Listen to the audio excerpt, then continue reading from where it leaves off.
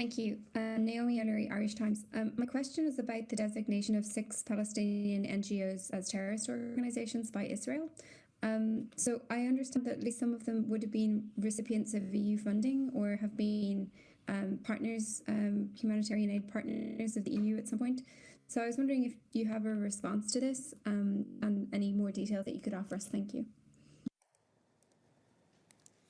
Thank you, Naomi. Of course, we noted the listing of 6 Palestinian organizations by Israel's Ministry of Defense last week.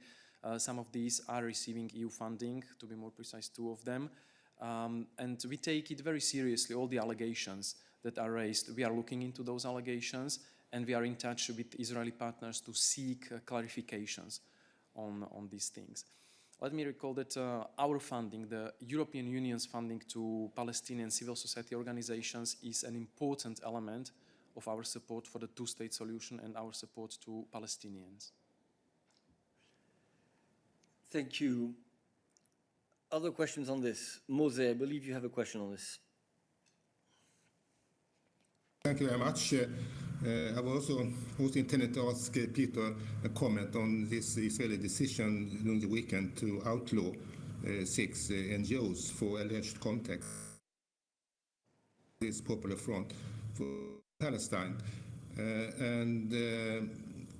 I wonder, has the Commission or Member States have they received any evidence that EU funding had been transferred to a terrorist organization? That's one question.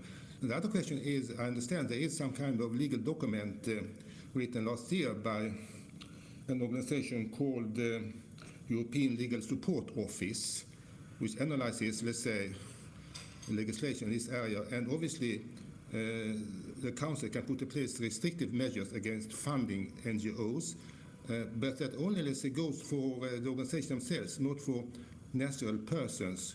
So it doesn't, let's say, stop such persons from, let's say, abusing the funding or transfer them to an organization, to a terrorist organization. Is that a kind of loophole in current EU legislation? Thank you. Peter. Thank you, Mose. I'll try to take your points one by one.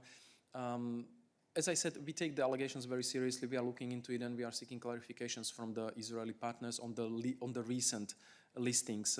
Past allegations and past suspicions of misuse of EU funds in relation to certain Palestinian organizations have not been substantiated in the past.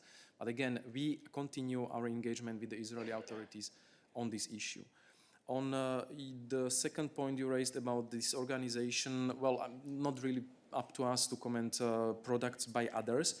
And if there is a loophole, well, let me underline one thing which is very important to bear in mind when it comes to European Union funding in general, and specifically also when it comes to Palestinian organizations and Palestinian territories, that we continue to stand by international law and support the civil society organizations which have a role to play in promoting international law, human rights, and democratic values.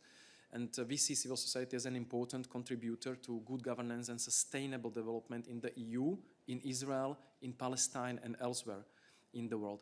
And the EU has a lot of safeguards in place in order to make sure that the funding is being used in line with the EU legislation, and measures, instruments, and actions to take if it's proven otherwise. Thank you very much. Are there other foreign relations related questions for us today? Catherine, I see that you have managed to raise your hand. I believe you want to come back to Rwanda. Let's have a short follow-up on Rwanda, and then we will move on to non-foreign affairs related topics. Catherine.